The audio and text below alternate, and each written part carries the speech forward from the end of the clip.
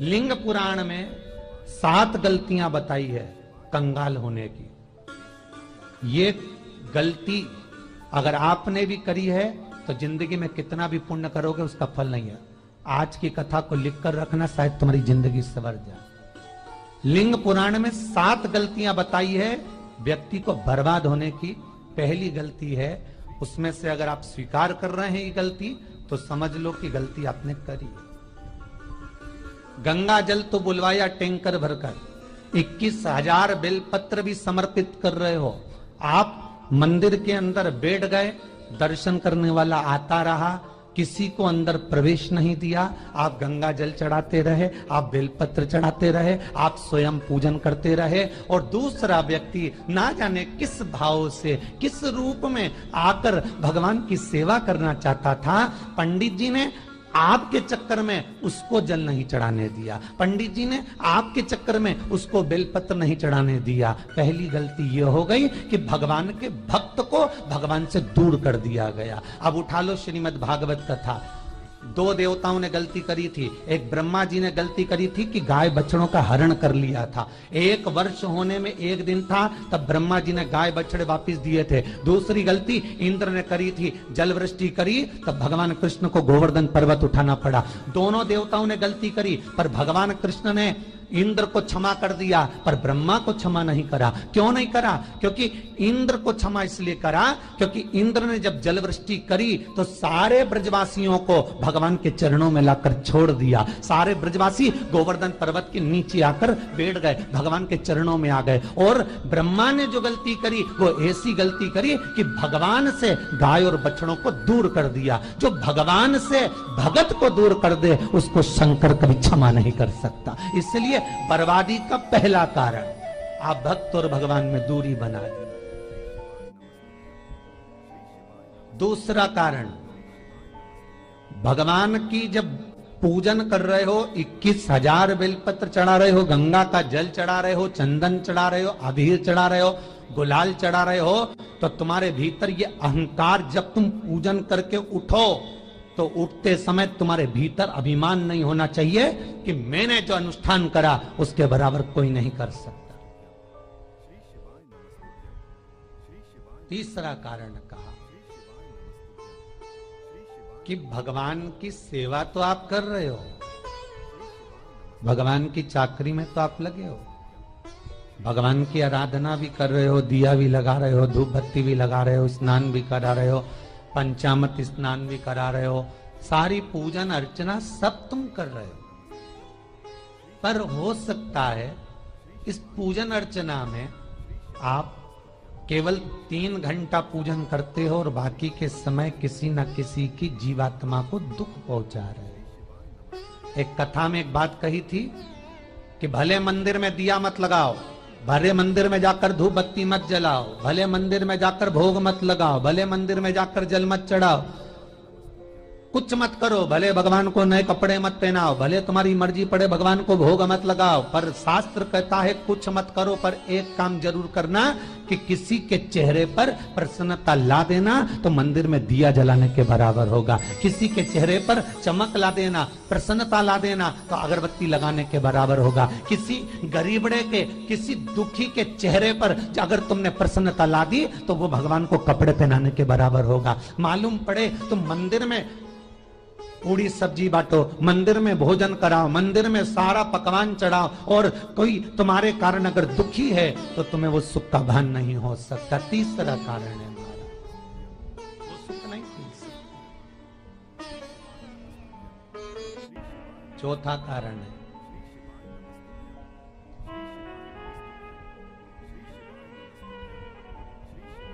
महाराज, जिस मंत्र को पढ़ा जा रहा है, जिस मंत्र का स्मरण किया जा रहा है,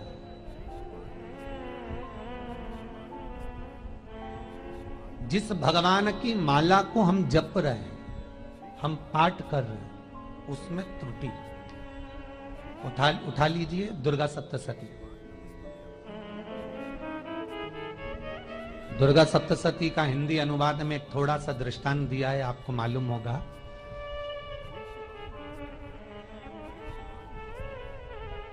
एक जजमान सप्तशती का पाठ कराते थे नवरात्रे में। नवरात्रे पूरे होते थे और उनकी पत्नी मर जाती थी। सप्तशती के अंदर लिखा है, बहुत ध्यान से सुनिएगा। दुर्गा सप्तशती का पाठ कराते थे और पत्नी नवरात्रे के बाद 4 महीना 3 महीने के बाद मर जाती थी। बहुत दुखी था सेठ। एक शादी करी, दूसरी करी, तीसरी करी, चौथी करी, चौथी पत्नी भी मर गई। बहुत दुख हुआ। आज वो गुरुजी के पास चले गया, गुरुदेव, गुरुजी, गुरुदेव, गुरुदेव। गुरुजी बोले क्या हो गया? सेठ जी बहुत दिनों के बाद आ रहे हो, क्या बात है गुरुदेव? मेरे को एक बात समझ में नहीं आती कि मैं नवरात्रे में सप्तशती का पाठ कराता हूं, देवी जी का यज्ञ करवाता हूं, माता रानी को चूनर पहनाता हूं, उनको सुंदर बिछुड़ी, पायल, चुनरी सब पहनाता हूं, कन्याओं का भोजन करवाता हूं, भंडारा करवाता हूं, जवारे बोता हूं, अखंड ज्योत लगाता हूं, पर नवरात्रि जैसी पूरी होती है उसके 2 महीने 3 महीने बाद मेरी पत्नी क्यों मर जाती है? 4 पत्नियां मेरी मर चुकी हैं, 5वीं मैंने शादी करी है। गुरुदेव आप कृपा करिएगा, कुछ तो बता दीजिए, कुछ करुणा कर दीजिए। गुरुजी बोले जब तू सब कुछ अच्छा कर रहा है, जोत भी जला रहा है, कन्या भोज भी करा रहा है, चुनड़ी भी चढ़ा रहा है, भंडारा भी कर रहा है, जोत भी लगा रहा है, जवारे भी बो रहा है, माता रानी की सेवा भी कर रहा है, अखंड रात्रि व्रत कर रहा है, सब कुछ तूने करा, यज्ञ भी करा, फिर तेरी पत्नी क्यों मर सकती है? ऐसा हो ही नहीं सकता। नहीं गुरुदेव मेरी 5वीं शादी है गुरुदेव, अब की बार आप कृपा करिए। गुरुजी ने कहा तेरे पंडित जी को अनुष्ठान पर बुला, मैं कमरे में बैठकर सुनूंगा सप्तशती का पाठ, तब मैं ध्यान करूंगा। गुरुजी अंदर के कमरे में जाकर बैठ गए, ब्राह्मण पाठ करना प्रारंभ करा और ब्राह्मण ने पाठ करना प्रारंभ करा। उसमें एक शब्द आ गया, भारयंतु भक्षन्तु, भारयंतु भक्षन्तु। उसमें बोलना था भय, पीड़ा को, हे जगत जननी तू भक्षण कर जा, पर ब्राह्मण बोलता था भारयंतु भक्षन्तु, मेरी पत्नी को, मेरी भार्या को तू भक्षण कर दे। पंडित जी जैसे ही बोले गुरुजी बाहर निकल कर आ गए। पंडित जी को रोका, रुकिए गुरुदेव आप हर साल अनुष्ठान कर रहे हो जजमान के यहाँ और बोल देते हो भारयंतु भक्षन्तु, हे देवी तू मेरी पत्नी को खा जा, तो माँ हर बार उस पत्नी को निगल जाती। निवेदन है, शब्द सुधार लीजिए, शब्द ठीक है। चौथा कारण है कि आप जो पाठ कर रहे हो, आप जो पूजन कर रहे हो, आप जो अनुष्ठान कर रहे हो, उसमें कुछ ना कुछ गलती जरूर हो रही है। ये चौथा कारण है।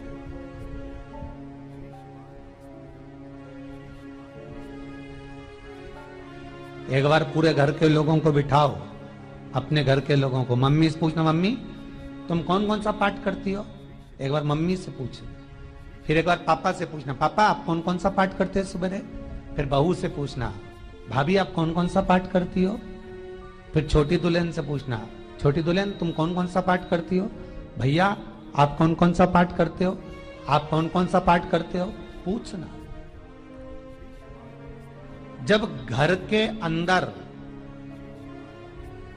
बड़ी बहू अलग तरह का पाठ कर रही है, छोटी बहू अलग तरह का पाठ कर रही है, मंजली बहू अलग तरह का पाठ कर रही है, माँ अलग तरह का पाठ कर रही है, पति अलग तरह का पाठ कर रहा है, तो उसका जो प्रभाव है, कौन सी चीज कहां टकरा रही है जिसके कारण घर में रोग इतना है कि कोई सही होने वाला ही नहीं है।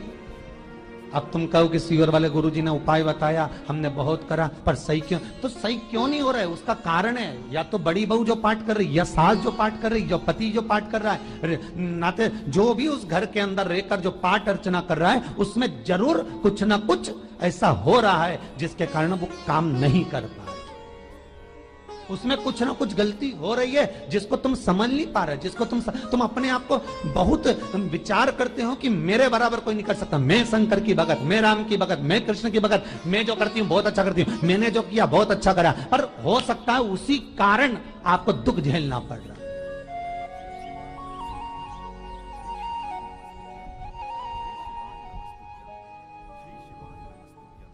उसी के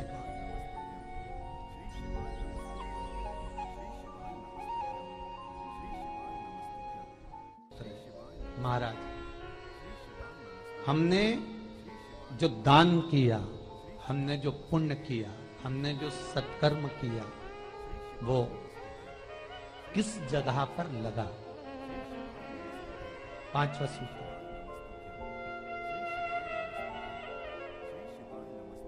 जो आप दान कर रहे हो, जो आप पुण्य कर रहे हो, सत्कर्म कर रहे हो, वो किस जगह पर लगा? ये पांचवा सूत्र। फिर निवेदन करेंगे, गाय, बेटी और लक्ष्मी 50 बार विचार करना, तब किसी को देना। बेटी किसी ऐसे को मत ब्याह देना जो जुआ खेलता हो, मदिरापान करता हो, मांसाहार करता हो, वेश्यावृत्ति करता हो।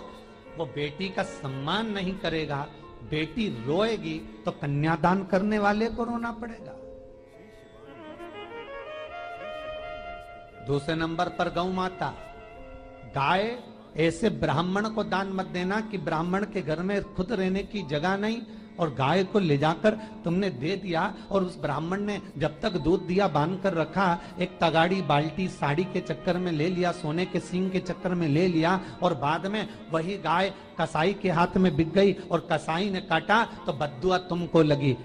बेटी, गाय और लक्ष्मी, पैसा भी किसी ऐसे भिखारी के कटोरे में मत दान देना कि जिसने ले जाकर मदिरा पान में लगा दिया, जुए में लगा दिया, वैश्यावृत्ति में लगा दिया। अगर जिस भिखारी के कटोरे में पैसा दिया उसने शाम को ले जाकर मदिरा पान में, जुए में लगा दिया, तो लक्ष्मी रोती है कि तूने मुझे गलत जगह पर दिया है, इसलिए अब तुझे रोना पड़ेगा। तब व्यक्ति को रोना पड़ता है, फिर व्यक्ति रोता है। गाय, बेटी और लक्ष्मी 50 बार विचार करो, क्या सही जगह पर दे रहे हो? और अच्छी जगह पर दोगे तो संपदा भी बढ़ती है, सुख आता है। अगर बेटी सुखी रहेगी तो मायके के लोग सुखी रहेंगे, गौ माता सुखी रहेगी तो संसार सुखी रहेगा। और आपने जो धन दिया, आपने जो पैसा दिया किसी भिखारी के कटोरे में, अगर उसने गलत जगह पर लगाया तो रोना तुमको पड़ेगा। किसी आजकल के भिक्षुकों को अगर रोटी दे दो तो लेते ही नहीं, आटा दो तो नहीं लेते।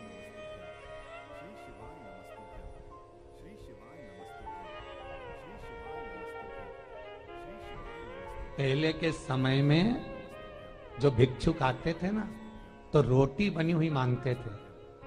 बूढ़ी बूढ़ी माताएं जानती होंगी, चिमटा बजाकर, घुंघरू बजाकर कहते थे भोजन, तो 2 रोटी निकाल कर दे दी जाती थी घर से। लो बाबा, तो माता इतना प्रेम रखती थी, केवल रोटी नहीं देती थी, बाबा बैठो हम सब्जी ला कर देते। इतना प्रेम था बुजुर्ग माताओं का, बैठो। और आज के जमाने में अगर रोटी दे दो तो फेंक दे नली में ले जाके, पैसा चाहिए। क्यों? शाम को पीने के लिए चाहिए ना, मदिरा पान के लिए, मांसाहार के लिए, जुए के लिए, वैश्यावृत्ति के लिए धन चाहिए।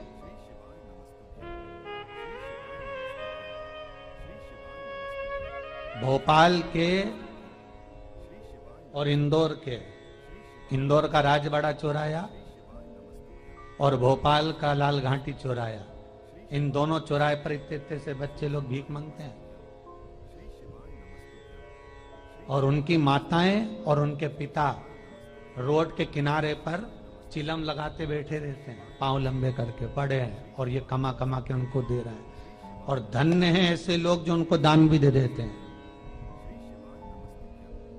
जिसको जरूरत है उस तक कुछ नहीं पहुंचता। अभी भी 4-6 महीने लॉकडाउन चला, जिसको जरूरत थी एक एक रोटी की, उस तक कुछ नहीं पहुंचा। और जिसके पास में पहले से भरा हुआ था, उसने और ले जाके भर लिया। जिसको जरूरत थी उस तक नहीं पहुंचा। अभी ठंड आ रही है, बहुत सारी संस्थाएं कंबल बांटेगी। रेलवे स्टेशन पे लोगों को कम्बल उड़ा रहे हैं, कोई सो रहा है जमीन पर उसको कम्बल उड़ा रहा है, बस स्टैंड पे चले गए कोई रोड पे सो रहा है कम्बल उड़ा रहा है, तो इतना बड़ा नाम चलेगा कि उनने कम्बल उड़ाए, कम्बल उड़ाए, कम्बल उड़ाए। और वो कम्बल जिसको उड़ाया वो दूसरे दिन जाकर कपड़े की दुकान पर बेच के आ गया, 200 रुपए लिया आया, रात को पीकर फिर सो गया, क्योंकि फिर कहीं कहाँ आएगा, फिर उड़ा के चले जाएगा, क्योंकि इन्होंने तो ये करके रखा है कि नाम कमाना है तो कम्बल उड़ाए जाओ। जिसको जरूरत है वहां तक सामान नहीं पहुंचता भाई, जिसको जरूरत है वहां तक सामग्री नहीं पहुंचती भाई। आपने दिया और उन्होंने ले जाकर बेच दिया, और फिर सोचते हो कि मैंने तो पुण्य करा है।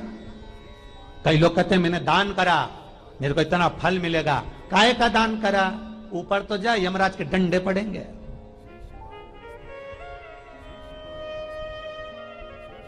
रेल में, ट्रेन में आप बैठ जाओ, रिजर्वेशन कोच में, छोटे छोटे लड़के आते हैं, अपना कपड़ा उतारते हैं।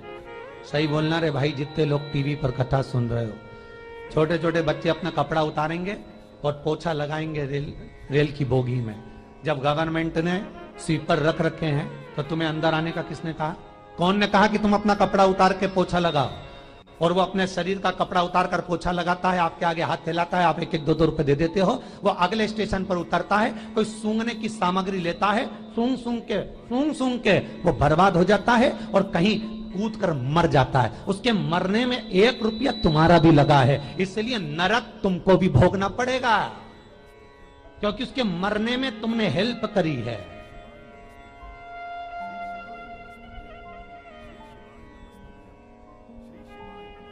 तुमने तो रुपया दिया था भोजन करने के लिए, उसने कोई सूंघने की सामग्री ले ली और सूंघ सूंघ के नशे में मर गया। उसके मरने में 2 रुपए तुम्हारे हैं, 1 रुपए तुम्हारा है, तो भोगना तो तुमको भी पड़ेगा ना।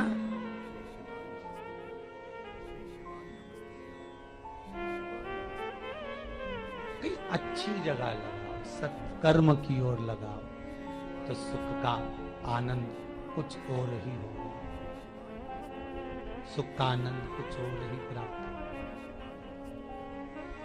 हमारा धर्म, हमारा पुण्य, हमारा सत्कर्म। 5वां कारण अपनी पुस्तिका में लिखकर रखना, तुम्हारे दुख का 5वां कारण क्या है?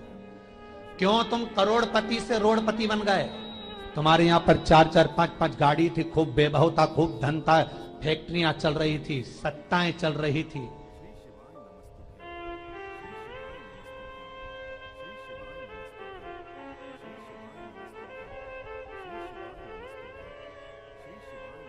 खूब सत्ताएं थी, खूब वैभव था, खूब धन था, पर कुछ भी नहीं, सब धरा की धरा रह गया। सारा कोई वैभव बचा ही नहीं, कोई वैभव नहीं। एक हमारे सेंधवा के भगत हैं महाराज, बड़े भावपूर्ण भगत।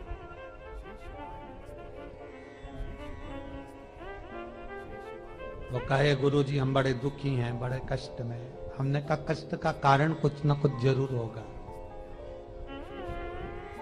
दुख का कारण जरूर कुछ ना कुछ होता है। कहने लगे गुरुजी हमारी तो जीनिंग चलती थी, खूब फैक्ट्रियां चलती थी, इतना जीनिंग फैक्ट्रियां थी, इतना चलता था,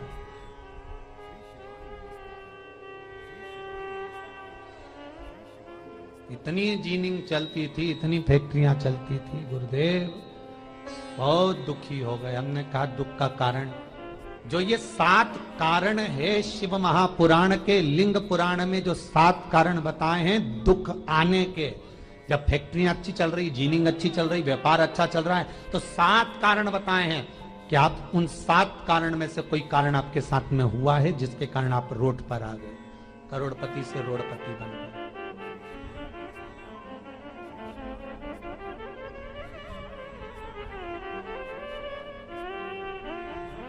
कभी कभी नगर में, गांव में सभी का व्यापार एक साथ समाप्त हो जाता है। कभी कभी गांव में, नगर में सबका व्यापार एक साथ समाप्त हो जाता है, सबका व्यापार एक साथ ही खल्लास हो जाता है, समाप्त, सभी कर्जे में हो जाते। तो समझ लेना कि उस गांव के खेड़े का देव महादेव, उस गांव का खेड़ापति भगवान शंकर, उस गांव का शिव जरूर रुष्ट हुआ है, जरूर रुष्ट। उसको मनाने का प्रयास करो जिससे अपनी नगर, अपना गांव फिर उन्नति की सीढ़ी पर चढ़ जाए। पांचवा कारण मंत्र जाप, अर्थात तुम्हारा फिर निवेदन, गाय, बेटी और लक्ष्मी 50 बार विचार करना तब दे, नहीं तो मत दे, मत दे।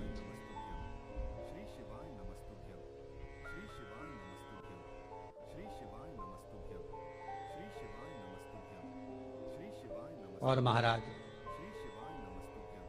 भगवान शिव की कथा का छठा कारण बता, हमारे दुख का कारण छठा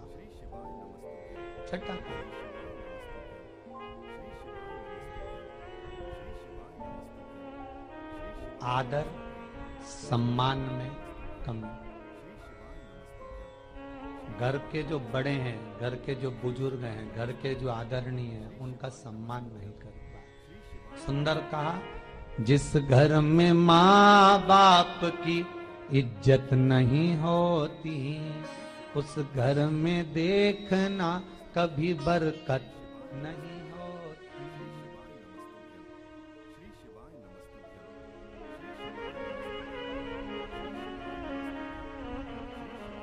छठा कारण है सम्मान, सत्कार, आदर ना हो।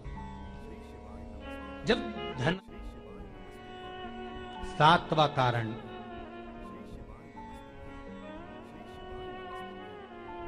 ये अंतिम कारण है। जितने लोग कर्जे में, लदालू में, जितने लोग दुखी हैं, जितने लोग तकलीफ में, आज की कथा को बहुत दिल से सुनना, अपनी गलती को जरूर छांटना। मुझे विश्वास है मेरा भोलेनाथ, आप अगर गलती को स्वीकार कर लोगे तो शंकर वापिस आपको करोड़पति बना देगा, लखपति बना देगा। शंकर आपके भंडार फिर भर देगा। 7 कारण में से अपनी गलती को जरूर छांटना साहब कि आपने गलती कौन सी करी, और अपनी गलती को छाट ले, यही सबसे बड़ी बात है ना। लोग सुनने के बाद भी नहीं छाटे, नहीं मैंने तो कुछ करा ही नहीं, मैं तो कुछ कर ही नहीं, बस मैं ही तो है, हरी जगदम्बा वो मैं ही फंसा है बीच में।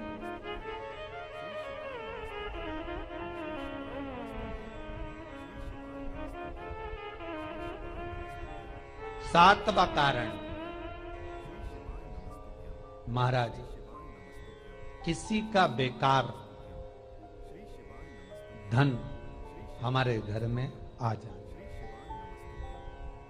एक कथा बहुत सुंदर है। एक गांव में एक व्यक्ति रहता था, खूब अच्छी कमाई करता था। पत्नी ने कहा तुम्हारे पास कमाई अच्छी हो रही है तो ये पैसा तो कोई चुरा के ले गया तो पति बोला क्या करना चाहिए, तो एक काम करता हूं, बाजार से कोड़ियां खरीद लेता हूं। कोड़ियां जानते हो, वो ऐसे बच्चे लोग खेलते हैं, कोड़ी खरीद लाता हूं। अब गांव का व्यक्ति रोज कोड़ियां खरीद के लाए, उनके यहाँ बोरे पे बोरे भरा गए, बारदान पर बारदान भरा गए, पूरा कमरा कोड़ियों से भरा गया। एक दिन राजा बीमार पड़ गया।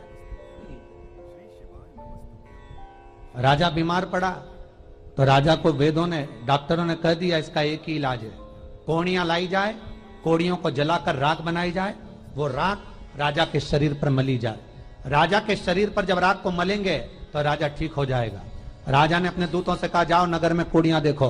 राजभवन में देखा तो कोड़ी नहीं थी, बाजार में देखा तो कोड़ी नहीं थी, सारा मार्केट घूम लिया, चारों तरफ के राज्य देख लिया, कोड़ी नहीं मिली।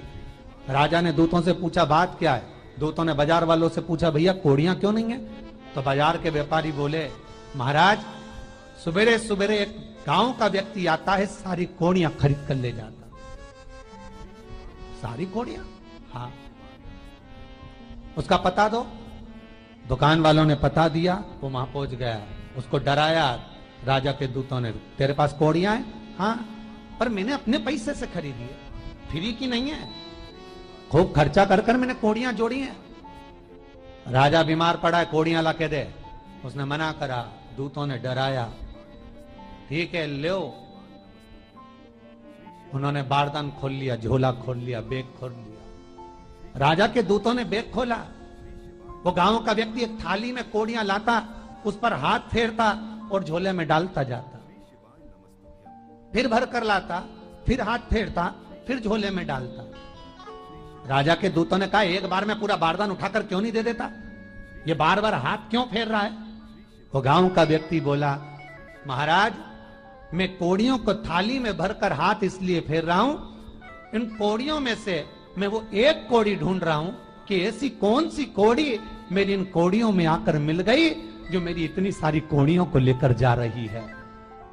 बस वो चरित्र याद करना कि एक कोड़ी हमारे घर में कोई ऐसी आ जाती है जो सारी रखी हुई कोड़ी को लेकर चली जाती है। और जिंदगी में घर में धर्म की, पुण्य की, सत्कर्म की एक कोड़ी ऐसी आ जाती है जो शिव महापुराण की कथा करवा देती है। वो कोड़ी को ढूंढना कि वो कोड़ी कौन सी है।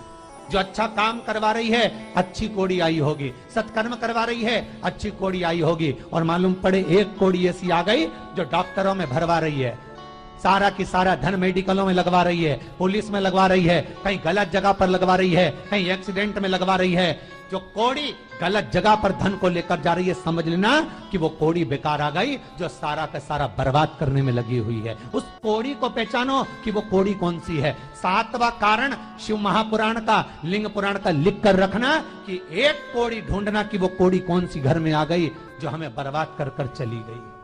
तो कोड़ी को ढूंढिए, वो रुपये को ढूंढिए, वो एक रुपया कौन सा आ गया, वो धन कौन सा आ गया जो हमें बर्बाद कर गया, कैसा आया। ये कलयुग जिसमें आपका और हमारा जन्म हुआ है,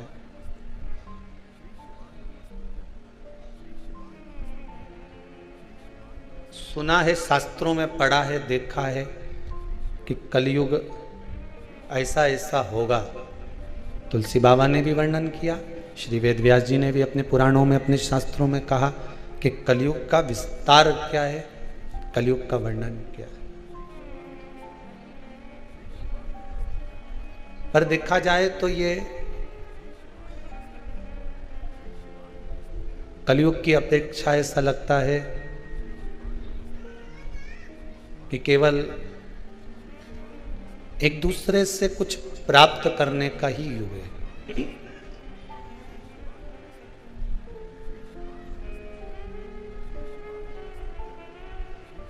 एक भाई दूसरे भाई को यह प्रयास करता है कि कैसे भी इसको चूना लगा दिया जाए, इससे कुछ निकाल लिया जाए।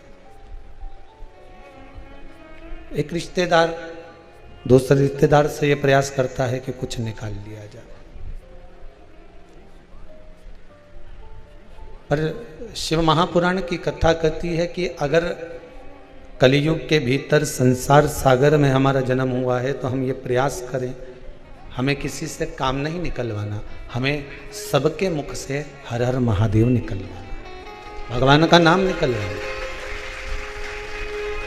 और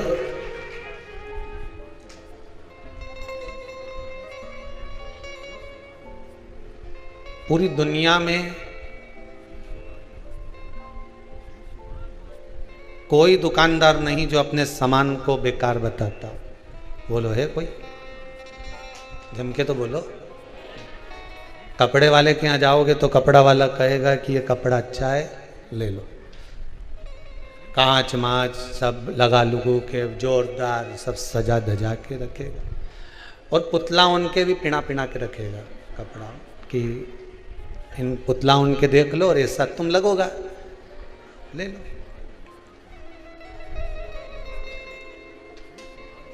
किसी दुकान पर गए और किसी दुकानदार ने तुम्हें आज तक नहीं किया कि मेरी दुकान का माल बेकार है, इसे मत लेना।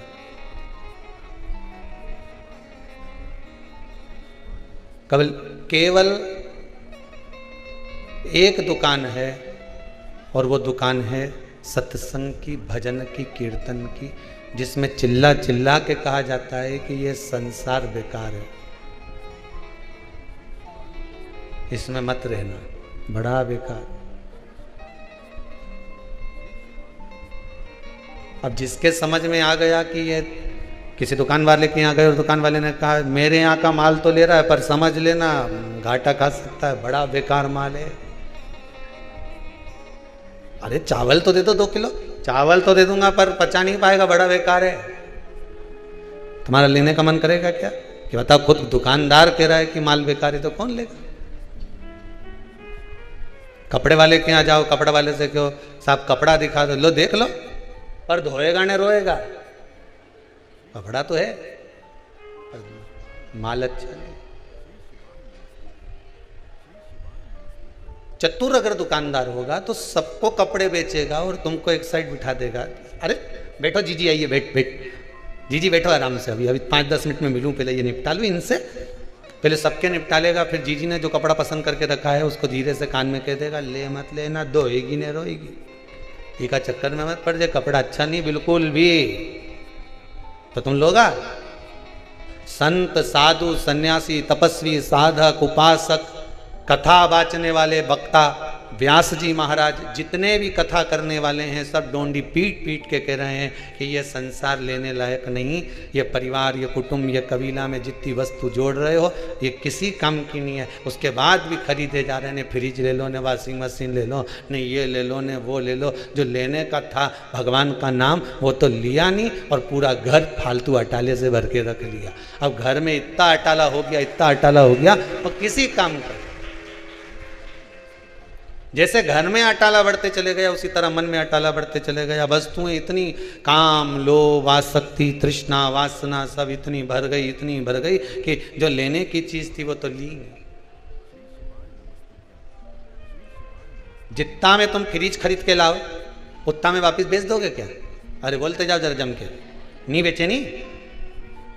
जितना में कपड़ा खरीद के लाओ उतना में वापस बेच दोगे क्या? नहीं।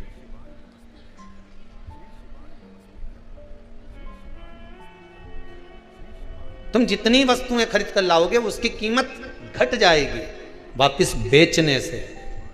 केवल एक वस्तु ऐसी है जिसकी कीमत नहीं घटती, वो है सोना। पहले लेकर आई थी तो इतना रुपया तोला था और आज की तारीख में बेच के देखने इतना रुपया तोला हो गया, उसकी कीमत बढ़ गई। सोना की कीमत बढ़ी, उसी तरह बचपन में जो राम नाम लिया, जवानी में जो कृष्ण नाम लिया, अधेड़ी में जो शिव नाम लिया, ये भगवान का जो नाम है, शिव महापुराण की जो कथा है, ये वो सोने की तरह है कि इसकी कीमत मरते मरते तक बढ़ती चली जाती है। अंतिम समय तक इसकी कीमत बढ़ती चली जाती है। ये वो सोना है, ये वो गोल्ड है जिसकी कीमत बढ़ती चली जाएगी। जैसे जैसे तुम्हारी अवस्था आती चली जाएगी इसकी कीमत बढ़ती चली जाएगी, क्योंकि अंत समय में कुछ काम आएगा कि नहीं आएगा, पर भगवान का नाम तुम्हारे सामने जरूर आएगा। उसकी कीमत बढ़ गई तो रखो वही जिसकी कीमत बढ़े। तुम तो फालतू का अटाला जोड़ जोड़ के रख लो, ने फ्रिज लिया ही, ने जगह अलग गिराई, लाइट चली जाए तो वैसे पानी रिसने लगे। कूलर लेके आ गई 6,000 रुपया का, बारिश में रखे तो उसको धो धुआ के धरे, अगली गर्मी में निकाले तो फिर बार्निश करे, वो की जाली बदलो, फिर ठंडी हवा लो। बर्तनों ने इकट्ठा कर लिया इतना सारा, खुद के रहने की जगह कम, ने भांडाओं ने इतना ढेर, और हूं में भी आसक्ति इतनी। एक गिलासिया कहीं घूम गई, बच्चा जिससे दूध पीता था वो गिलास छोटा सा ना जाने कहां घूम गया, उसको ढूंढने में 6 दिन लग गया। जितना 6 दिन तूने वह गिलास ढूंढने में लगाया, इतना 6 दिन राम जी के ढूंढने में लगा देती तो राम जी मिल जाता कि कहाँ गई थी, मेरे को ढूंढती तो मिल जाता। अब गिलासिया ढूंढ रही, इतना दिन से हमारा भांडा नहीं रखा, मैंने एक भगोनी हमारा मायका से मिली थी, ना जाने कहाँ धरा गई, मिली नहीं रही, हमारे तो कब से मिल ढूंढ रही, कब से ढूंढ रही, इतना दिन हो गया। कई कई सामान मकर संक्रांति पे धरा तभी आज तक नहीं मिले। और रोज ध्यान करे, कहीं ना कहीं दरी 2 बार तो पल्लू में गांठ लगा ली, हमारा बर्तन नहीं मिल रहा है।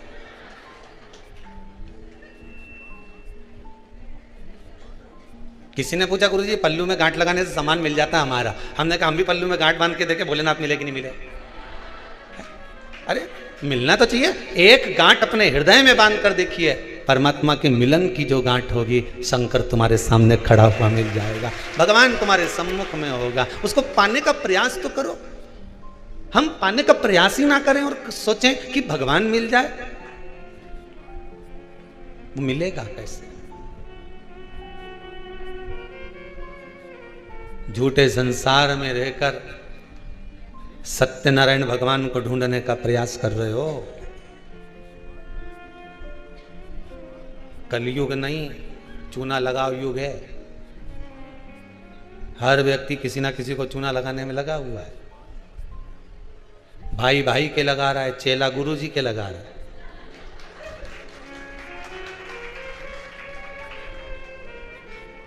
हर जगह लोग चूना लगाने में लगे। संसार का हर आदमी कहीं ना कहीं चूना लगा ही दिया है। क्या कलयुग है? भगवान का भजन करना। झूठे संसार में हम सत्यनारायण भगवान को ढूंढने का प्रयास कर रहे हैं, वो मिलेगा, पर कोई एक सत्य बोलने वाला तो मिले। जितना मिले नहीं सब झूठेला, पक्का झूठा। पैदा हुआ उस दिन से झूठ बोल रहा। माता के गर्भ में उल्टा लटका हुआ था ने, दोनों मुष्टिकाएं बंद थी और कह रहा था भगवान मुझे माता के गर्भ से बाहर निकाल दे, मैं भजन करूंगा, भजन करूंगा, भजन करूंगा। जैसे ही गर्भ से निकला मैं तो भोजन करूंगा, भोजन करूंगा, भोजन करूंगा। भजन तो गायब हो गया, मैं भोजन चालू हो गया। और 3 बार भोजन भजन, एक बार, उसमें भी उलझन आती है बार बार। खाने बैठा कोई उलझन नहीं आएगी, फिर थोड़ी देर राम नाम जपने तो बैठ, 25 बार टपकी जाएगी।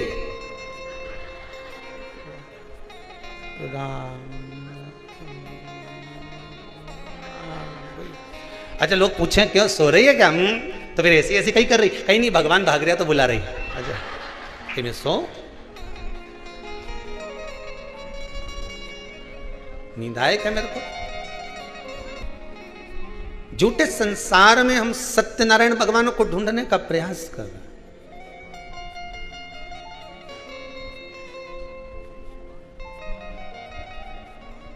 महाराज यह संसार झूठा। एक बार यही प्रवचन चंडीगढ़ में कहा कि संसार झूठा है, तो एक व्यक्ति ने खड़े होकर पूछा फिर भगवान ने हमको यहां पैदा ही काय को कराया? संसार झूठा है तो भगवान ने पैदा काय को कराया? ये झूठे संसार में भगवान को क्यों भेजा भगवान ने हमको? तो हमने एक ही बात की, भगवान कृष्ण का चरित्र याद कर लो। भगवान कृष्ण ने अर्जुन से कहा, अर्जुन परोसगारी करने वाले को ज्यादा पुण्य मिलता है कि झूठी पत्तल उठाने वाले को ज्यादा पुण्य मिलता है? उत्तर दीजिए, जम के बोलो जरा। झूठी पत्तल उठाने वाले को ज्यादा पुण्य मिलता है। हमने चंडीगढ़ में यही बात की, भगवान ने इसलिए झूठे संसार में जन्म दिया कि इस झूठी पत्तल को उठाते रहेगा तो पुण्य भागी बनता चलेगा। इस झूठे संसार में आकर ये जितने कुटुंब, कबीला, परिवार, नाते, रिश्ते, ये सब झूठे ही तो हैं। कौन सा तुम्हारा अच्छा सत्यवादी कौन है? सब झूठे।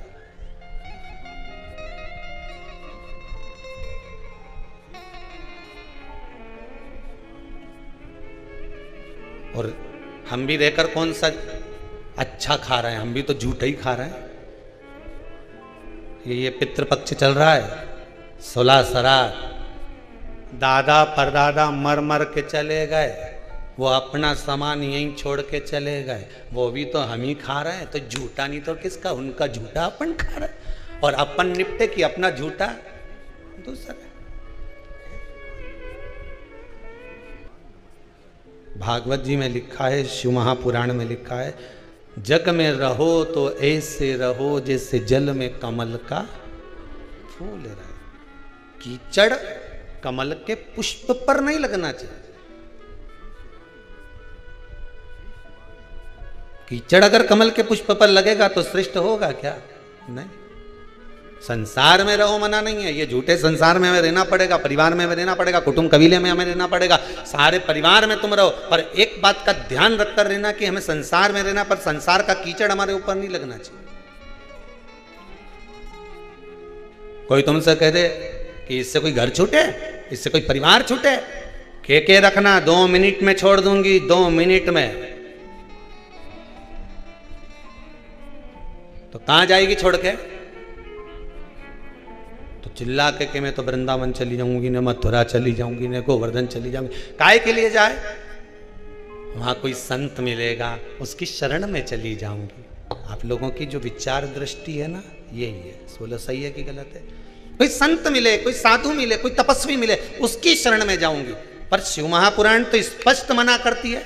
शिव महापुराण की कथा कहती है, तुम संत के ढूंढने के लिए वृंदावन काय को जाओ, तुम संत को ढूंढने के लिए मथुरा काय को जाओ, तुम संत को ढूंढने के लिए हरिद्वार काय को जाओ, तुम संत को ढूंढने के लिए मां काशी काय को जाओ, तुम संत को ढूंढने के लिए सीहोर काय को आओ। तुम तो अपने घर में कोई ऐसा संत पैदा कर दो कि दुनिया तुम्हें ढूंढती हुई है।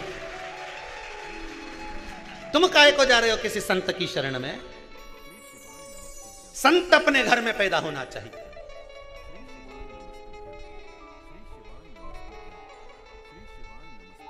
जिसको देखो रोती रोती है कि बात के मैं तो किसी संत की शरण चली जाऊं। काय को जाए? शिव पुराण तो कह रही घर में संत पैदा होना चाहिए, सब प्रयास करो। 25-50 लोगों को बिठा कर देखना, बात करके देखना, और साहब तुम्हारा कितना बच्चा? तो क्या हमारा 2-3 बच्चा। अच्छा, तुम्हारा कितना बच्चा? क्या हमारा 2। कोई क्या हमारा 1। कभी से पूछो छोरी कहीं कर रही है? बस मन है मेरा, मैं उसको डॉक्टर बनाना चाहती हो। उससे पूछा तुम? बस मैंने तो सीए की पढ़ाई में लगा दिया उसको, सीए बनाना चाहूँ। कोई तुमसे पूछे तो तुम क्या जवाब दोगे? बोलते जाओ मैं सीए बनाना चाहूँ, कोई कि मैं इंजीनियर बनाना चाहूँ। 50 लोगों को क्या, पूरी पृथ्वी के लोगों को बिठा कर देख लेना, 50 रिश्तेदारों को बिठा कर देख लेना, एक ही बात के, कोई कि मैं इंजीनियर बनाना चाहूँ, कोई कि मैं डॉक्टर बनाना चाहूँ, कोई कि मैं अपनी छोरी के कलेक्टर बनाना चाहूँ। पर आज तक किसी के मुंडा से नहीं निकला कि मैं इसको सावित्री और सीता बनाना चाहूँ। आज तक निकला किसी के मुंह से कि इसको मैं सावित्री बनाऊंगी, इसको मैं सीता बनाऊंगी, न मेरे बेटे को प्रहलाद बनाऊंगी, न ध्रुव बनाऊंगी, न स्वामी विवेकानंद बनाऊंगी, न रामकृष्ण परमहंस बनाऊंगी, ने जगत गुरु शंकराचार्य बनाऊंगी। एक के मुंडा से नहीं निकला, जिसके मुंह से निकला डॉक्टर बनाऊंगी, ने इंजीनियर बनाऊंगी, न मैं ये बनाऊंगी, न फलाना बनाऊंगी, न ढिमका बनाऊंगी। है सब के मुंडा से निकले मैं ये बनाऊं, पर एक के मुंह से नहीं निकले कि मैं स्वामी विवेकानंद बनाऊंगी, मैं रामकृष्ण परमहंस बनाऊंगी, मैं जगत गुरु शंकराचार्य जैसा बनाऊंगी, मैं अपनी बेटी को सावित्री बनाऊंगी, मैं अपनी बेटी को सीता जैसी बनाऊंगी कि कहीं पर भी रहे पर मन उसका अपने पति के चरणों में लगा रहे। ऐसा बनाने का मैं प्रयास करूंगी। पर मुंडा से निकले तब तो डॉक्टर बनाऊंगी।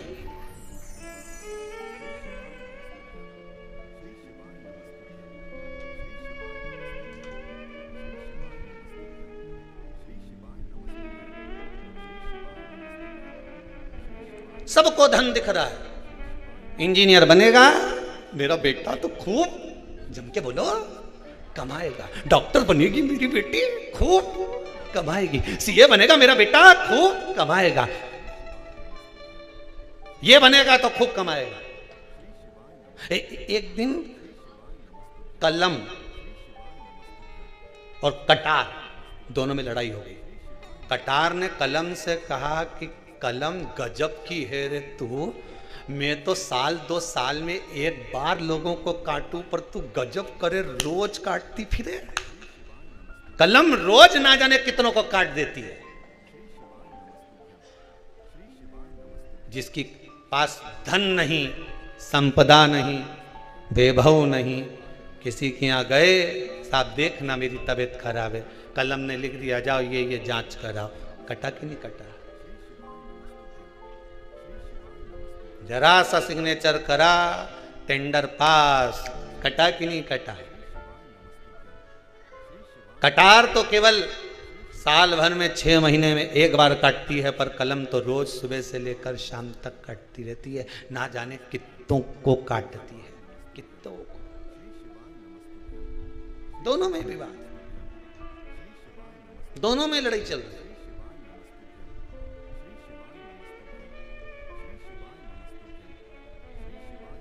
अपने बच्चों को स्वामी विवेकानंद बनाने का प्रयास तो करो।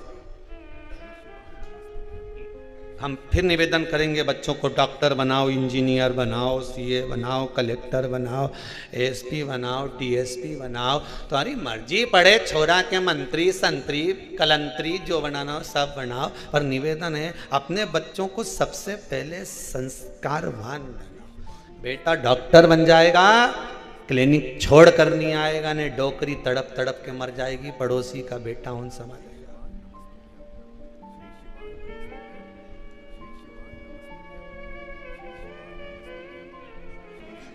सावित्री माता का चरित्र पढ़ा है आप लोगों ने? अरे बोलो तो, सती अनसुईया का चरित्र पढ़ा है आपने? अगर माता सावित्री का चरित्र पढ़ा होगा, माता अनसुईया का चरित्र पढ़ा होगा, तो सावित्री माता का चरित्र कहता है अपने पति के वस्त्र सावित्री माता धोती है, अपने पति के खाए हुए बर्तन को माता सावित्री मांजती है। अनसुईया माता अपने पति के वस्त्र को धोती है, उनके झूठे बर्तन माता अनसुईया मांजती है।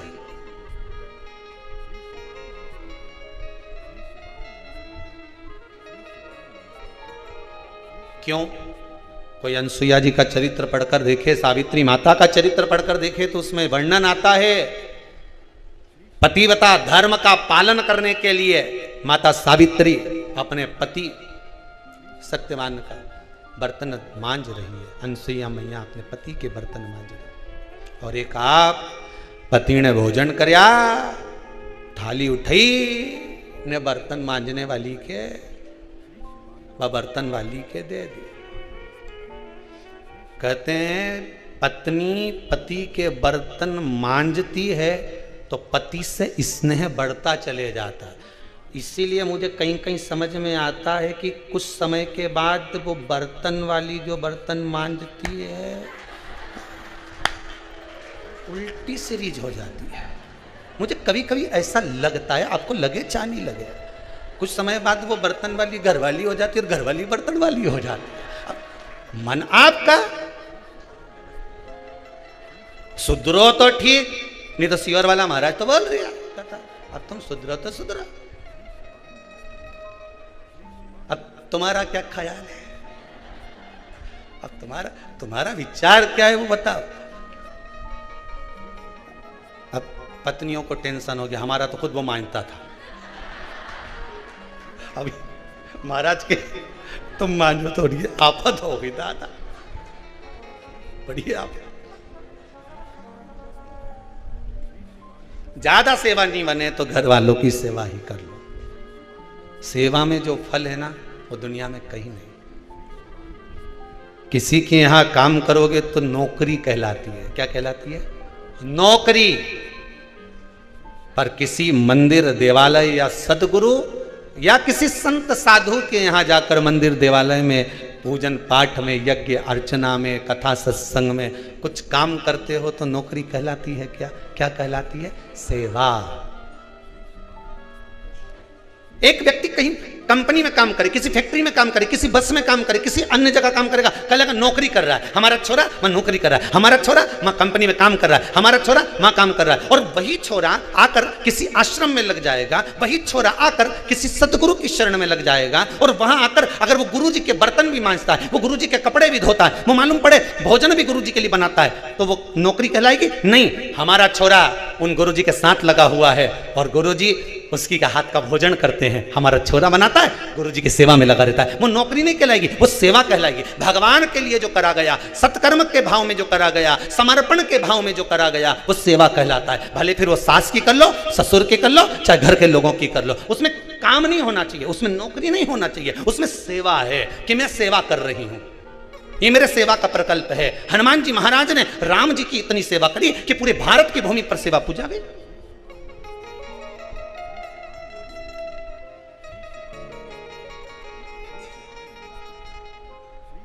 थोड़ा सा सेवा का क्रम लगाइए। कई लोग आते हैं यहां पर, कहते हैं गुरुजी हम पति पत्नी में प्रेम नहीं, स्नेह नहीं, विवाद चलता रहता है, क्रोध चलता रहता है। उसका कारण यही है कि भांडा नहीं घिस रही। दिक्कत यही है कि बर्तन नहीं मांज रही, तू बर्तन मांजे कहीं नहीं, हमारे नौकरानी आए, पोछा नौकरानी लगाए, झाड़ू नौकरानी लगाए, बस तो फिर तू सोफा पे टीवी देखो।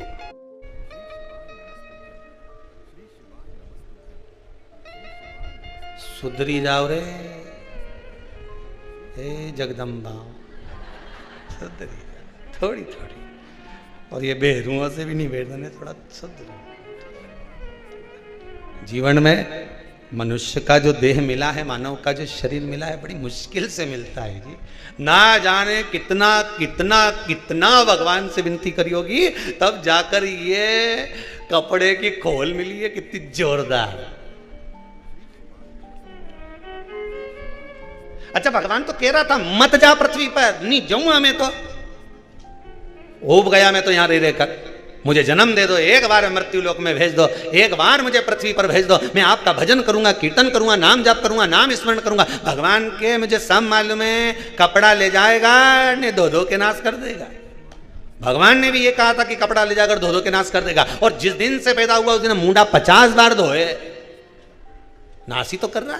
राम नाम कितनी बार गाया, स्मरण कितनी बार करा, भगवत भजन कितनी बार करा। सवेरे 2 अगरबत्ती लेके बैठ गई, एक दिया ले लिया घी का, भगवान के नवा दिया, कपड़ा पहनाया तो पहनाया, नहीं पहनाया तो नहीं पहनाया, आला में धर दिया, इतनी सी शक्कर धर दी, थोड़ा सा फूल तोड़ लाई थी, देवता 15 फूल 6 की के चढ़ाऊं तो एक गणेश जी के चढ़ा दूं, एक सियोर वाला महाराज बोले तो महादेव के चढ़ा दूं, बाकी का तो ये 4 फूल बच्चे आए तो एक हमारा गद्दा के चढ़ा दूं, पितर देवता के चढ़ा दिया, और बचा कुछ था चढ़ा दिया, एक फूल बचा के रखी, जब धूप दूंगी ससुरा जी के उनके चढ़ा दूंगी।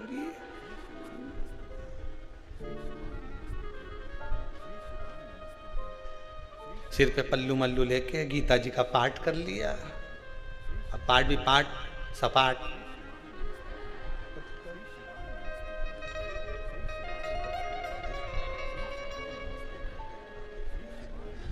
उनंग खसक के बैठ जा,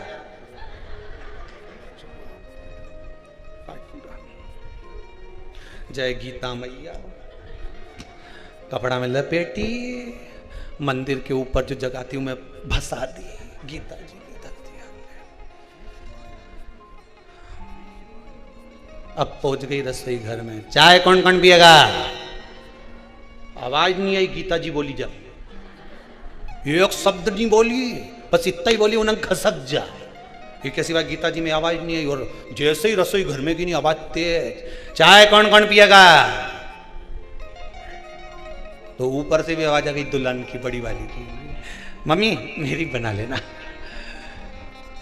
तो गई चाय मैं बनाई कमरा में, फिर नाश्ता की तैयारी, फिर भोजन की तैयारी, फिर शाम के फिर दोपहर में चाय की तैयारी, पर बीच में 2 बजे से 5 बजे तक सियोर वाला महाराज फंस जाए तो वो भी सुनना जरूरी, फिर वो सुनिया, फिर शाम हो गई तो फिर चाय कुछ खाने पीने का, रात हो गई फिर भोजन की तैयारी, फिर दिया लेके बैठ गई, संजा पड़े, 2 अगरबत्ती दिया फिर लगा दिया। सवेरे और शाम पूरा मिलाकर देखा जाए तो आधा घंटा से ज्यादा कहीं, और इतना बाकी का समय खूब खाना बनाना, खाना और दर्पण में अपना मुंडा नहीं हारना, बस सिवाय कहीं नहीं करेगा। क्या करा? भगवान भी पूछेगा नीचे जाकर, क्या करा तूने? क्या जवाब दोगे?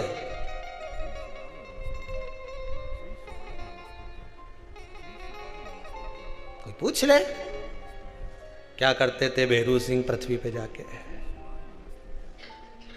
कई नहीं साहब, रात दिन दुकान की याद किया करते थे, इसके सिवा पूछेगा वो, जवाब देना पड़ेगा।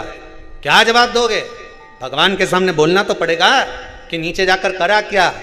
कम से कम कह तो सकोगे कि शिव महापुराण की कथा का स्मरण करा, श्री शिवाय नमस्तुभ्यम का जाप करा, और आपके स्मरण में दिन निकाल दिया, बस यही दिन मेरे लिए सर्वश्रेष्ठ निकला, बाकी का सब दिन बेकार गया। जब से भगवान की कथा में लगी हूं, 1 साल से, 2 साल से, 3 साल से, 4 साल से, 6 महीने से, 3 महीने से, 2 महीने से, जब से शिव महापुराण की कथा को सुनना चालू करा, ऐसा लगता है कि मेरे दिल पलटना प्रारंभ हो गए, मेरा मन शंकर में रमने लगा। अब लगने लगा कि मुझे शंकर जरूर मिलेगा और मेरा दुख जरूर कटेगा। क्यों? क्योंकि शिव पुराण से विश्वास जाग गया। भरोसा ही तो जागना है, और क्या करना। आज दुनिया के लोगों को विश्वास ही तो नहीं है, भरोसा ही तो नहीं है, बस विश्वास को जगाना। भगवान शंकर नेत्र बंद कर कर बैठे थे और भगवान शिव के नेत्रों से अश्रु गिरा, जिससे बालक ने जन्म ले लिया, जिसका नाम अंधकासुर हो गया। अब अंधकासुर को देखकर माता पार्वती जी ने कहा, इतना सुंदर बालक, आपका प्रतिबिंब लगता है, आपके जैसा लगता है, इतना सुंदर। अब निवेदन किया कि ये बालक को तो मैं गोदी में लेना चाहती हूं, ये मेरा बालक है, ये मेरा बालक है, इसको मैं गोदी में लेना चाहती हूं, ये मेरा बालक है, इसको मैं रखना चाहती हूं मेरे साथ में। भगवान शंकर ने कह दिया पार्वती मत चक्कर में पड़, दो तरह की जलेबी होती है, एक जलेबी बाजार में रखी होती है, इतना बड़ा थाल, उमें जलेबी गरम गरम निकाल के धरी और पीछे से एक बस निकल के गई ने सारी धूल जलेबी पे धर गई। और एक जलेबी वो होती है जो थाल में तो रखी है पर कपड़ा से जम के बोलो ढकी है। कौन सी जलेबी अच्छी होगी शरीर के लिए? जम के बोलो जो कपड़ा से ढकी है, जिस पे धूल जम गई वो जलेबी आपके लिए अच्छी रहेगी। पर संसार के लोग तो चमक की ओर जाते हैं ना, संसार के लोग तो चमक दमक देखे, क्या जोरदार जलेबी दिख रही है, इसके मालूम ही नहीं कि पीछे से बस निकल गई, सारी धूल पे धर गई। उसको तो लग रही कि जलेबी अच्छी गरम गरम निकल रही है और जलेबी रखी है कितनी जोरदार दिख रही है, पूरी थाली पे रखी है। पर इसको क्या मालूम कि इससे पहले जो बस निकल कर गई थी, इससे पहले जो गाड़ी निकल कर गई थी, उसने जो धूल उड़ाई थी वो सब जलेबी पर जम गई है, इसको नहीं मालूम। पर दुनिया के लोग चमक को देखते हैं, दुनिया के लोग उस चमक को निहारने का प्रयास करते हैं, पर ये नहीं देख रहे कि उस पर धूल कितनी जमी हुई है। शंकर भगवान ने कहा पार्वती इस मोह में पड़ना जलेबी पर पड़ी हुई धूल के समान है, इन आसक्तियों में पड़ना जलेबी पर पड़ी धूल के समान है। क्यों पड़ रही हो इन आसक्ति में, क्यों पड़ रही हो इन लोभ में, क्यों पड़ रही हो इस मोह में, क्यों पड़ रही हो? पर आसक्ति छूटे कहां महाराज? महाराज भगवान शिव कह रहे हैं पार्वती इस जलेबी को मत देख, इस पे धूल जमी हुई है। जो मेरे नेत्र बंद करने के बाद प्रकट हुआ है ये साधारण सा बालक नहीं है, असुर है, राक्षस है, इसकी प्रवृत्ति ठीक नहीं होगी। मेरे नेत्र बंद करने के बाद प्रकट हुआ, अगर नेत्र खोलकर प्रकट होता तो बात दूसरी है।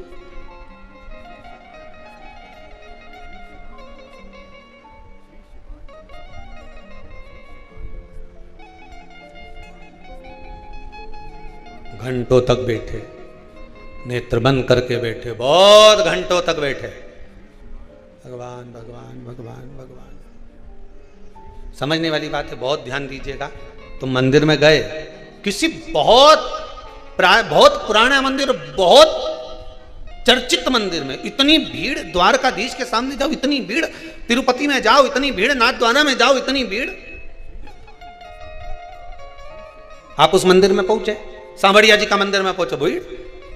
आप मंदिर में पहुंचे, सोमनाथ का मंदिर में पहुंचे, विश्वनाथ के मंदिर में पहुंचे, और जैसे ही मंदिर के सामने गए और तुमने मंदिर के सामने भगवान सामने बैठा तो तुमने आंख हाथ जोड़ ली और आंख बंद कर ली, और आंख जैसे ही बंद करी ने इधर से किसी ने धक्का दिया ने सीधी बाहर, और बाहर जाके फिर लोगों ने पूछा तूने दर्शन करा, अंदर कितना जोरदार भगवान मुकुट पहने थे, तो क्या मैंने तो देखा ही नहीं। भगवान के सामने पहुंची और आंख बंद कर ली। भगवान कहते हैं संसार सागर में आकर इतनी जल्दी आंख बंद नहीं करने दूंगा तुम्हारी, चिंता मत करना, इस संसार सागर में आकर सब कुछ दिखाऊंगा। पर एक बात याद रखना, इस संसार सागर से जब बाहर निकलोगे, आंख जब तुम्हारी बंद होगी, उससे पहले तुम मेरा एक बार खुली आंख से दर्शन कर लेना, मैं मिल जाऊंगा। बस खुली आंख से मेरा एक बार दर्शन कर, मैं मिलूंगा।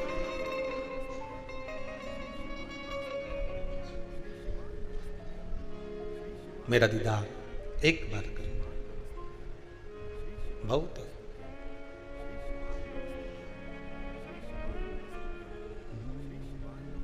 इस मन को, इस हृदय को, इस दिल को शिव को देव तो चित्त वृत्ति में भगवान समाहित हो जाए। इस अंधकासुर को उठाओ और फेंक दो समुद्र के अंदर, उठाओ पार्वती जी और फेंक दो समुद्र के अंदर।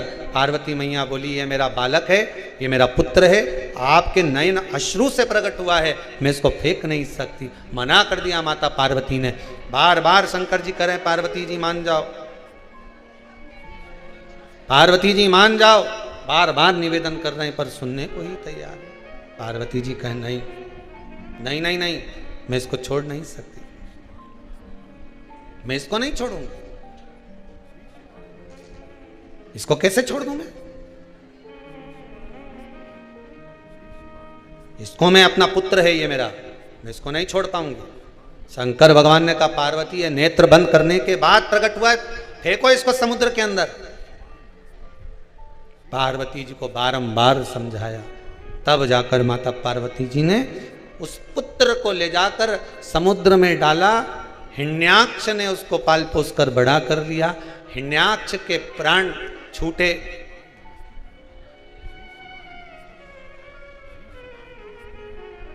तब ये अंधकासुर का जब राज्य स्थापित हो गया, इसने ब्रह्मा जी से वर मांगा, ब्रह्मदेव से वर। ब्रह्मा जी आप हमें वर दीजिए। क्या वर दीजिए? कि हमारे प्राण कभी ना छूटे। ब्रह्मा जी ने कहा ये तो कभी नहीं हो सकता कि नहीं छूटे। बादाम खाओगा तो भी मरोगा, नहीं खाओगा तो भी मरोगा, रोटी खाओगा तो भी मरोगा, नहीं खाओगा तो भी मरोगा। फेंक दो पार्वती। पार्वती ने फेंक दिया। उसने ब्रह्मा जी से वर मांग लिया कि मेरे प्राण ना छूटे। ब्रह्मदेव के मरना तो पड़ेगा, मृत्यु तो निश्चित है। 100 ताला में भी बंद हो जाओ तो मृत्यु आएगी, ये पक्का है।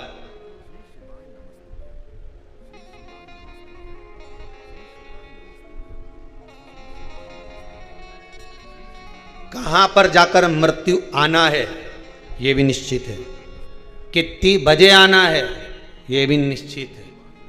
तुम कितना ही बचने का प्रयास कर लो, कितना ही।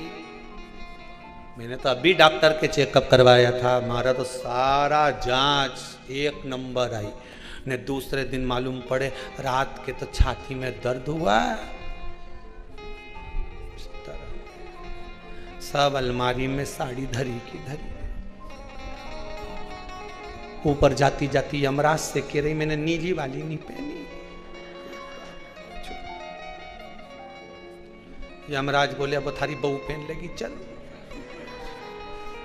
मैंने तो फाल अभी कल ही लगवाई थी, 30 रुपए लगाए। यमराज के चले कि नहीं चले?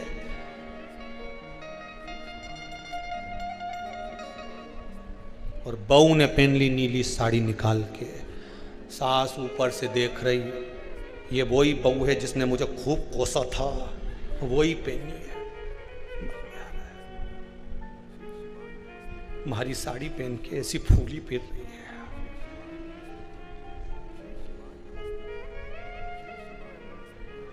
दो तीन बार बहू गिरते गिरते बच गई। तो मेरे को समझ में नहीं आ रहा मेरा पाँव क्यों फिसली रहा है।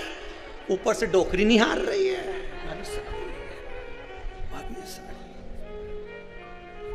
आ सकती नहीं छूटी। क्या भरोसा है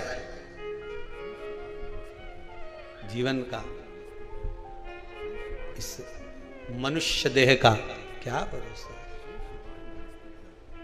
कोई भरोसा नहीं, रत्ती भर का भरोसा नहीं, एक रत्ती का।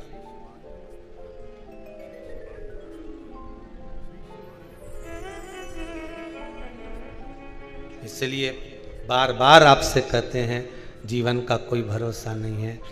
सत्संग से मुख मत मोड़ो। कोई तुमसे कहे कि महाराज की कथा इतनी बार कब तक सुनोगे, तो कह देना वो सियोर वाला महाराज नहीं किया था। थप थपाओ, मुन्ना मुन्ना के थप थपाते जाओ, सोएगा जरूर। उसी तरह कथा सुनते जाओ, एक ना एक दिन सुनेगा जरूर, मिलेगा जरूर, ये पक्का। छोड़ू नहीं पीछा, नहीं छोड़ो, पीछा नहीं छोड़ूंगा।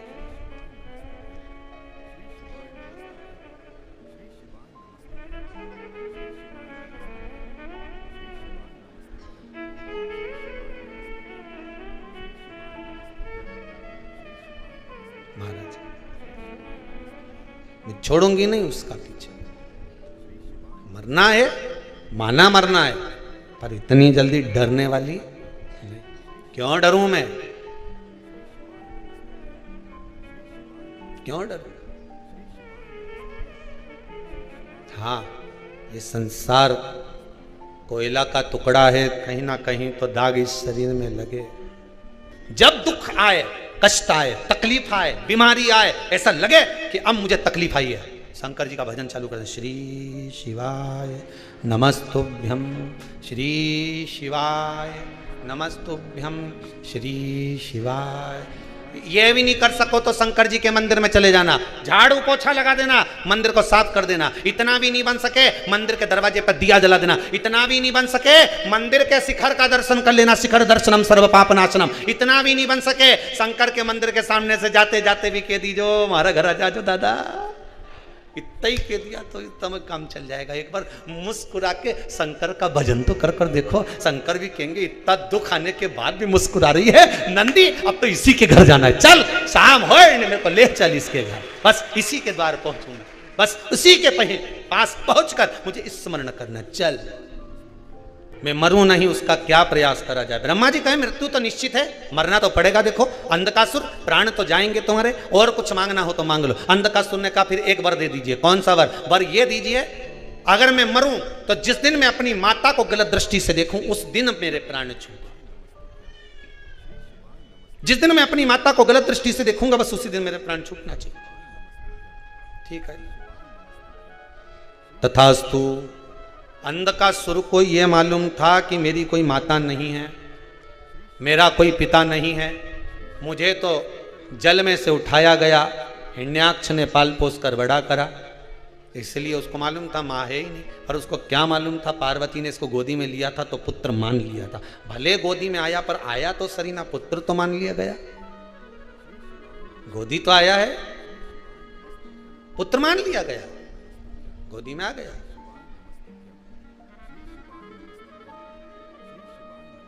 इसको मालूम नहीं है कि कोई माता है। महाराज, तुमेव माता च पिता तुमेव बंधुश्च सखा तुमेव। भगवान माता भी हैं, भगवान पिता भी हैं। ऐसा संसार में कोई नहीं जन्मा जिसके माता पिता ही ना हो। एक प्रश्न सारी दुनिया के लोगों के सामने खड़ा है, जिसका दुनिया के लोग हंसी उड़ाते हैं। ब्रह्मा जी के पिता भगवान विष्णु, भगवान विष्णु के पिता भगवान शंकर। प्रश्न खड़ा हो जाता है कि शंकर जी के पिता, प्रश्न खड़ा होता है शिव के पिता कौन है?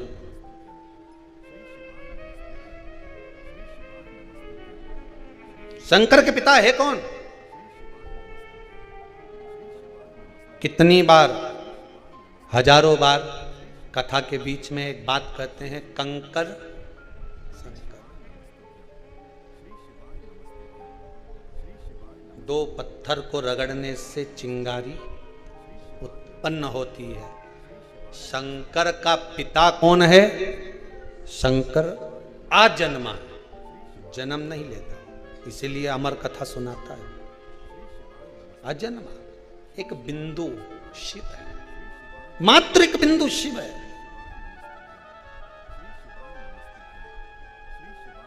कोई दूसरा नहीं।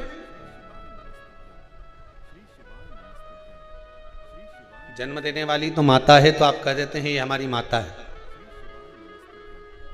तुम्हें किसने बताया कि ये तुम्हारी माता है? बताने वाला भी तो कोई होगा कि ये तुम्हारी माता है। और माता तो बेहोशी में पड़ी थी, उसको किसने बताया कि यही तुम्हारा छोरा है? माता तो ऑपरेशन से अगर बच्चा हुआ है, संतान हुई है और वो बेहोशी में पड़ी हुई है, मूर्छा खाकर पड़ी हुई है, उसको बताया किसने कि ये तुम्हारी छोरा है?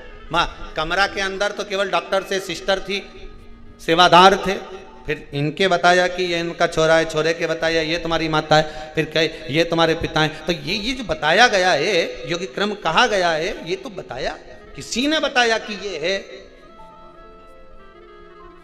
उसी तरह एक बिंदु शिव को प्रकट करी है। शंकर एक बिंदु के रूप में आज भी है, आज भी है। आज भी शंकर एक बिंदु है, इसीलिए शिवलिंग की जो आकृति होती है वो बिंदु के रूप में ही तो होती है। कंकर शंकर, कंकर शंकर है।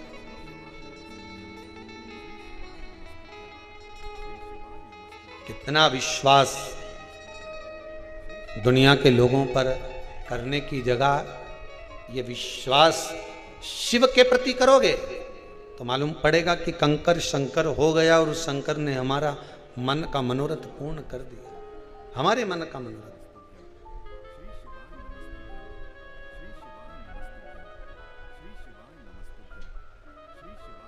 मृत्यु तो आना है, कहा दिया माता को गलत दृष्टि से देखूं तो मरूं मैं।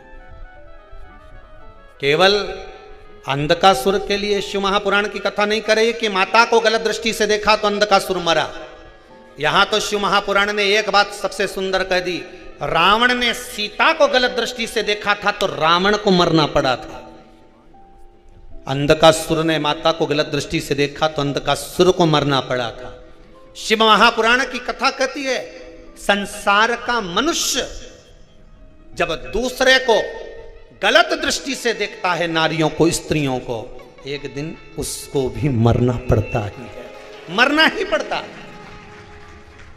कोई दूसरा तोड़ नहीं है। फिर वही वाली बात आ गई जो कथा में पहले कही थी, चोर को खांसी, बोलते जाओ, चोर को खांसी, संत को दासी और मनुष्य को आलसी, ये बर्बाद कर देते। ध्यान रखना, चोरी करने गया और खांस दे तो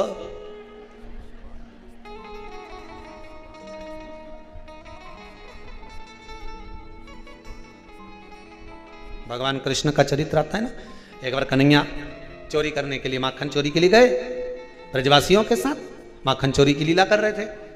सबसे नीचे लगा था मनसुखा, उसके ऊपर श्रीदामा, फिर मधुसूदन, फिर दाऊ, दाऊ के ऊपर कन्हैया, नीचे जो मनसुखा लगा था उसको आ रही थी छींक। अब हाथ उसके घुटने पर, उसके ऊपर दूसरा चढ़ा, दूसरे पर तीसरा चढ़ा, तीसरे पर चौथा चढ़ा। अब इसको आ रही छींक।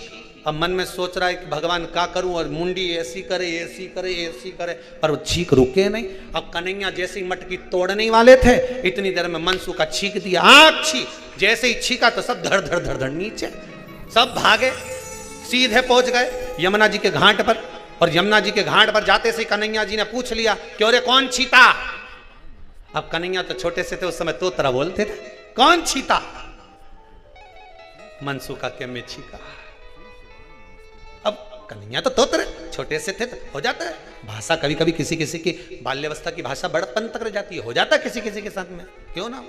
एक बार एक रात्रि को पुलिस वाले ने किसी को रोक लिया, एक व्यक्ति झोला लेके जा रहा था, उसको रोका, क्यों रे कहां जा रहा है, रुक इधर, झोला खोल, झोले में क्या है, बताते हैं ना,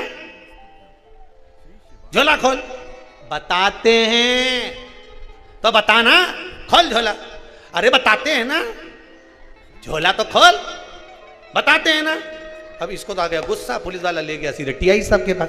टीआई साहब से कहा सर इसके झोले में जरूर कुछ है, आधी रात को लेके जा रहा है, 2 घंटे से कह रहा हूं क्या है, तो क्या बताते हैं बताते हैं बताते हैं, पर बता नहीं दिया। टीआई ने कहा क्या है रे झोले में, बताते हैं ना, अरे तो बता ना क्या है तेरे झोले में, बताते हैं ना, तो झोला खोल। जो झोला खोला उनमें पॉलीथिन में बतासा निकला, और जैसे ही बतासा निकला तो टीआई साहब बोले ये तो बतासे, तो मैं तो तब से बोला बताते हैं बताते हैं बताते हैं। टीआई साहब बोले ए तोतरा, इसको छोड़ के वापस, अभी छोड़ गया इसको।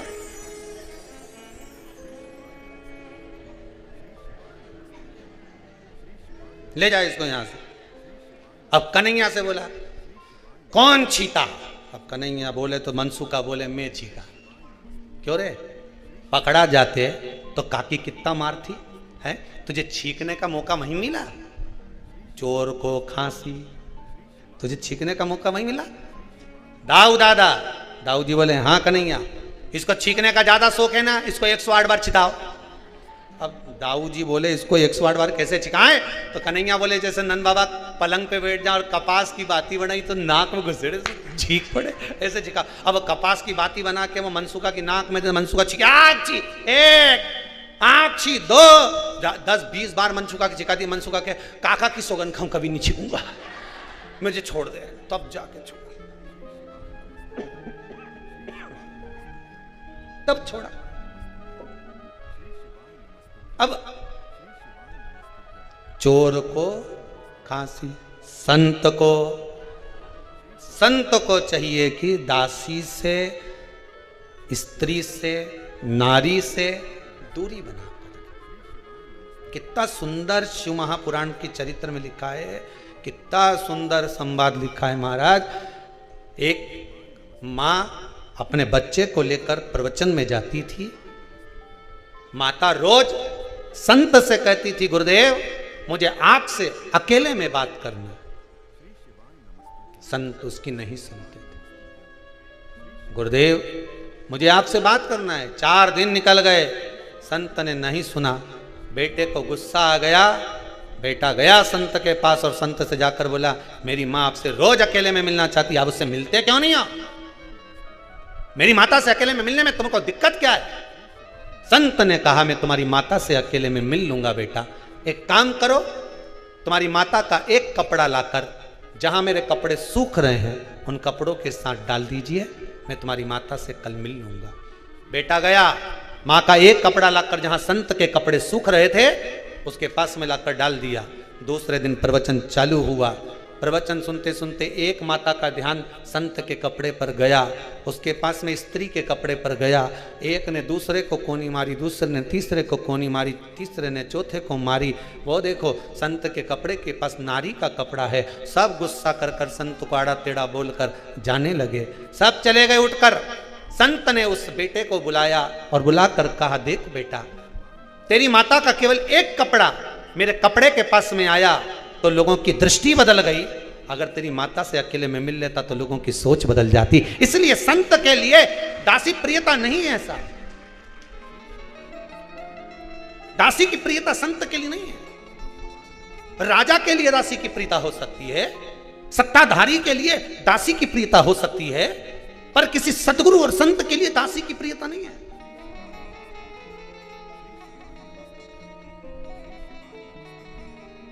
और मेरा तो माताओं से भी बार बार हाथ जोड़कर निवेदन है, बारंबार आप लोगों के चरणों को नमन कर कर निवेदन करता हूं, किसी संत के चक्कर में साधु, सन्यासी, तपस्वी, साधक, उपासक, आप अपना मोबाइल नंबर, चाहे कोई भी हो, XYZ, हम किसका बोले किसका ना बोले, आप तो अपना नंबर किसी को देओ काहे को। अगर किसी आश्रम में भी फोन लगाना है तो जो समिति के नंबर होते हैं उस पर लगाइए, किसी के पर्सनल नंबर पर नहीं। किसी के भी पर्सनल नंबर, चाहे ब्राह्मण जन हो चाहे संगीतकार हो, किसी के भी नहीं, समिति के नंबर पर लगाओ, ट्रस्ट के नंबर पर लगाओ, जिस आश्रम में जा रहे हो उसके आश्रम पर लगाओ। पर्सनल से तुम्हें मतलब क्या? शिव महापुराण की कथा कहती है, किसी के चक्कर में मत पड़ो। पढ़ना है तो देव अधिदेव महादेव के चक्कर में पढ़ो, दुनिया सार्थक हो जाएगी।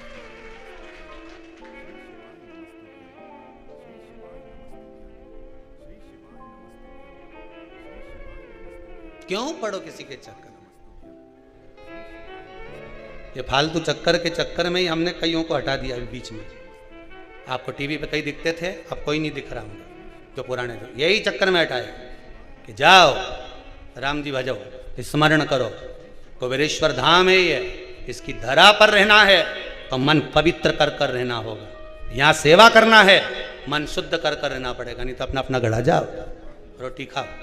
और आपसे यहां पर भी निवेदन है, कुबेरेश्वर धाम में कभी भी आना, आओ, निवेदन है, भगवान का दर्शन करो, कंकर शंकर है, गौ माता से लाड़ लड़ाओ, कथा सुनो, भगवत स्मरण करो, किसी का चक्कर में नहीं पड़ना तुमको तो महादेव के लिए आए हो। नहीं बोलो जम के, किसके लिए आए हो?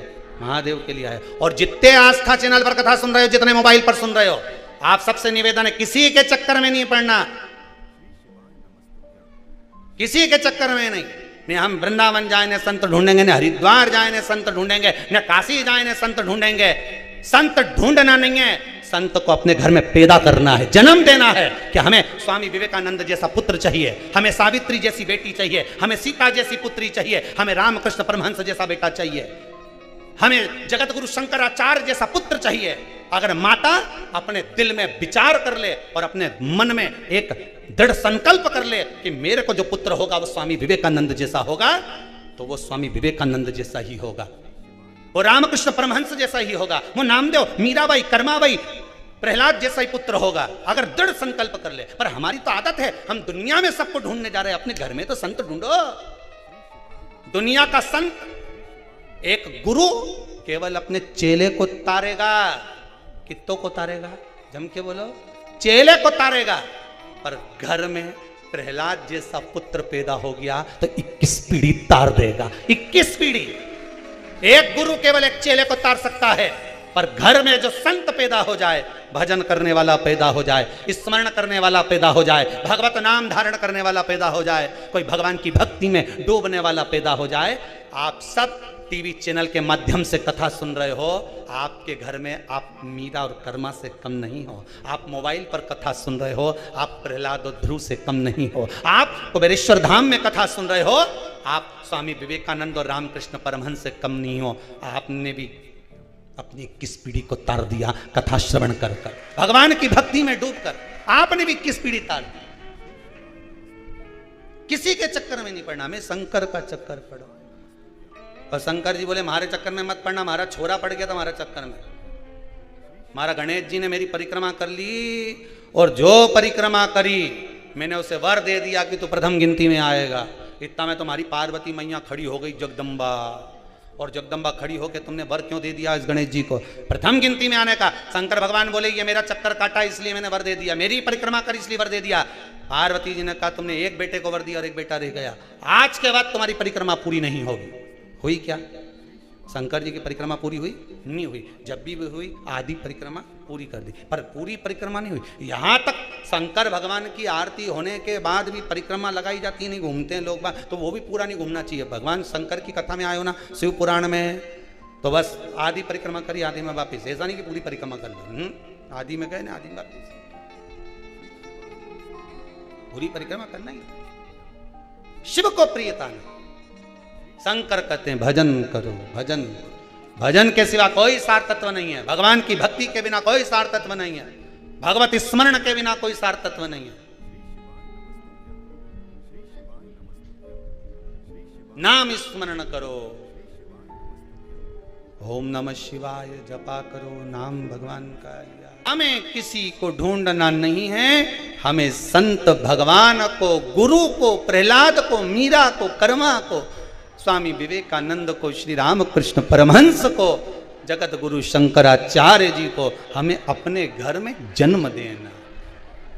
हम उसकी भक्ति में इतना रम जाएं, हम इतना भगवान के भजन में रम जाएं कि हमारे घर में संतान भी हो तो संत जैसी भगवत प्रेमी, भगवान की भक्ति को धारण करने वाली, भगवत स्मरण में डूबने वाली हो, जिससे हमारा जीवन एक पीढ़ी नहीं 21 पीढ़ी तर जाए, ऐसी संतान हो जाए। भगवान से प्रार्थना कर, एक पीढ़ी नहीं 21 पीढ़ी प्रयास करिएगा, एक पीढ़ी तरने की नहीं 21 पीढ़ी तरने का प्रयास करिए।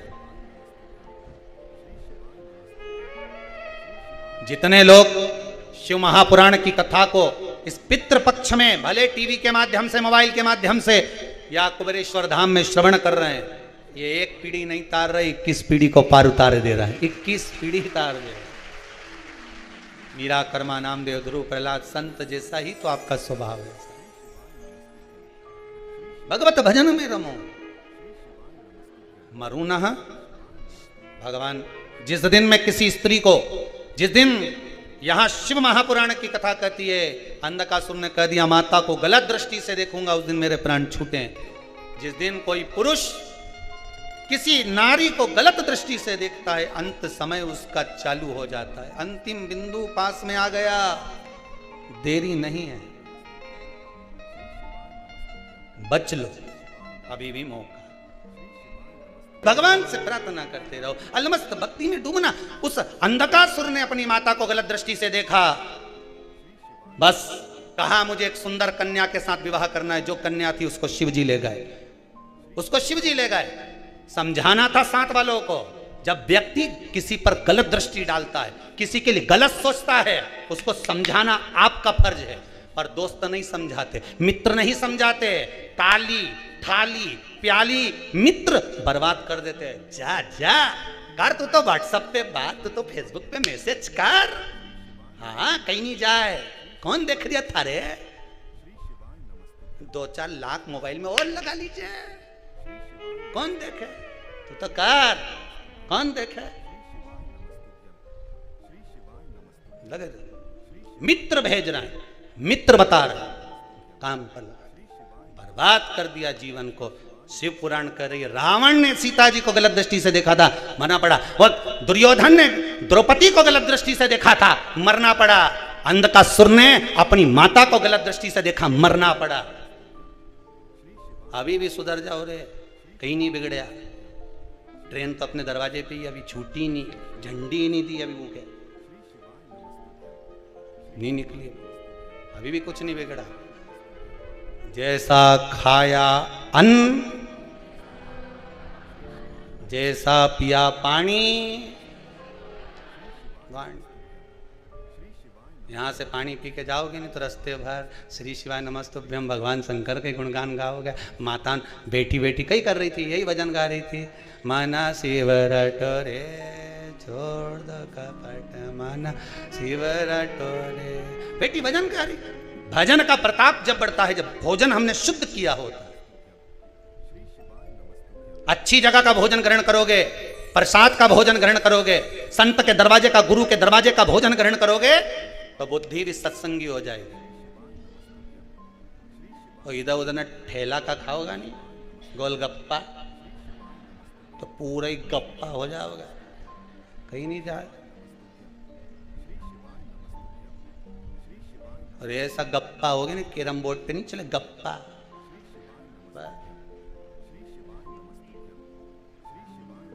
कई काम का नहीं, फिर भजन स्मरण। अंधकासुर को मारना शंकर भगवान ले गए, सुंदर करने। हाँ पार्वती गए तो क्या हुआ? शिवजी तो कोई देखने में सुंदर लगे क्या? मैं सुंदर, मैं सुंदर, ठीक है।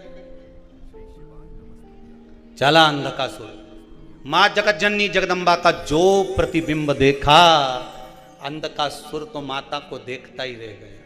कितनी सुंदर है मेरी मां जगत जननी जगदम्बा। अभी नवरात्रे में 9 दिन माता जी बैठेंगे, आप जगह जगह दर्शन करने के लिए जाओगे, दर्शन करोगे, उनका स्वरूप देखना कितना सुंदर है। आप 9 दिन देवी का दर्शन करने जाना, और 9 दिन तक शिव महापुराण की कथा यहां से जब चलेगी, शिव शक्ति नवरात्रि की कथा चलेगी।